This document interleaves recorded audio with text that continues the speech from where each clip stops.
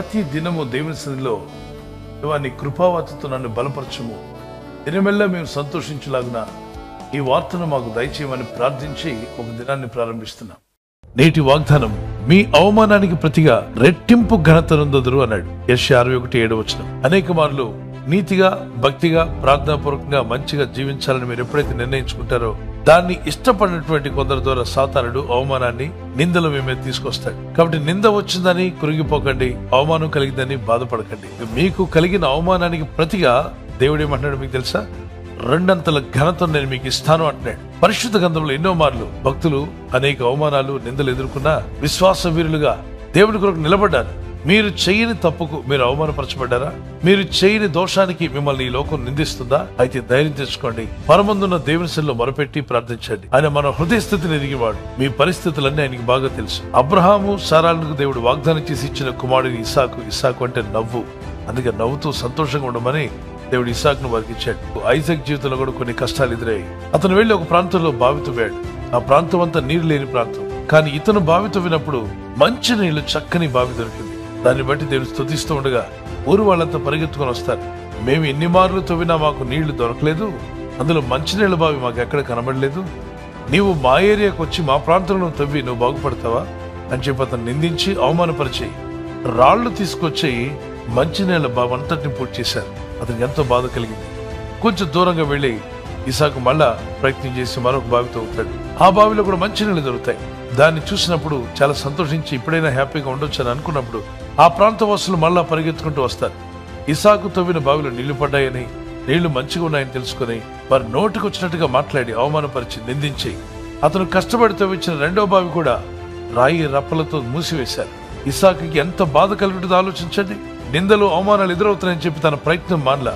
ఈసారి పట్టుదలతో ప్రార్థించాడు దేవుని దగ్గర, ప్రభా ఈసారైనా ఎలాంటి కలహాలు లేకుండా నాకు నెమ్మది కలిగించువా, నా సరిహద్దులు గొడవలు లేకుండా ఈ అవమానాల నిందల్లో నన్ను విడిపించి నాకు నీరు దయచేయమని ప్రార్థించి మరో ప్రాంతానికి వెళ్లి బావి తవ్వినప్పుడు చక్కని మంచినీళ్ళ బావి దొరుకుతుంది. ఆ నీటిని బట్టి ఆనందిస్తుండగా ఆ పరిసర ప్రాంతంలో ఒక్కడు కూడా రాడు అక్కడికి. వాళ్ళంతా ఆశ్చర్యపోతారు. ఈ మనుషుడు ఎవరో గాని ఎక్కడొచ్చాడో, మేము అనవసరంగా అవమానపరిచాం, నిందించాం.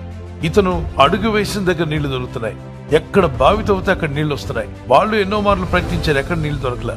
కానీ ఇసాకు ప్రయత్నిస్తే వెంటనే నీళ్లు దొరికాయి.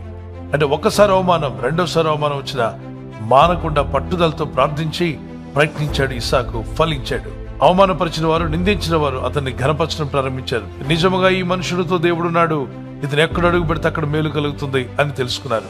అవమానపరిచిన వారు కూడా మీ వద్దకు వచ్చి మిమ్మల్ని ఘనపరిచే రోజు రాబోతుంది. దేవుడు తప్పక మిమ్మల్ని ఫలింపజేసే రోజు రాబోతుంది. 2 అంతలుగా ఘనత పొందుకుంటారు. అనేక మంది మీ వైపు ఇలా వేలు చూపిస్తున్నారా? మిమ్మల్ని నిందించే వారు 1 వేలు మాత్రం మీ వైపు ఎత్తారు, కానీ మిగిలిన 4 వేళ్లు వారిని అడుగుతున్నాయి, హలో నీ సంగతి ఏంటి, నీ సంగతి ఏంటని. దేవుని యందు భయభక్తి కలిగి ఉండండి. రెట్టింపు ఘనత దేవుడు మీకు ఇచ్చేంత వరకు మానక ప్రార్థించండి. ఆయన నమ్మదగిన దేవుడు.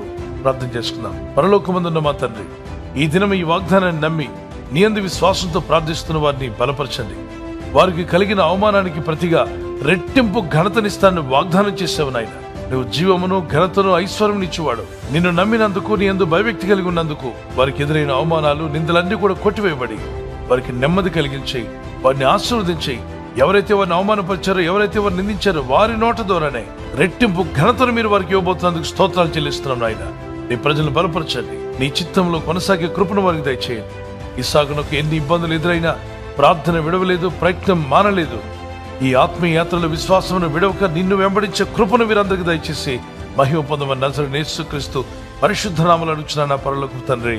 ఆమేన్, ఆమేన్. మన ప్రభువైన యేసుక్రీస్తు వారి కృపా సమాధానములు మీకు, మీ కుటుంబానికి తోడై ఉండి నడిపించును గాక.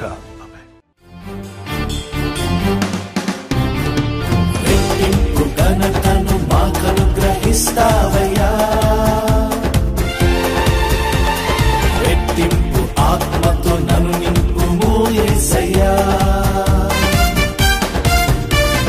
రెట్టింపు ఘనతను మాకనుగ్రహిస్తావయ్యా,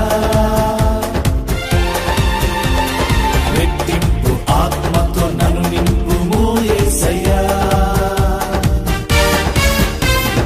విడువక నన్ను ఎడబాయక నాతో నిత్యము ఉంటావయ్యా, విడువక నన్ను ఎడబాయక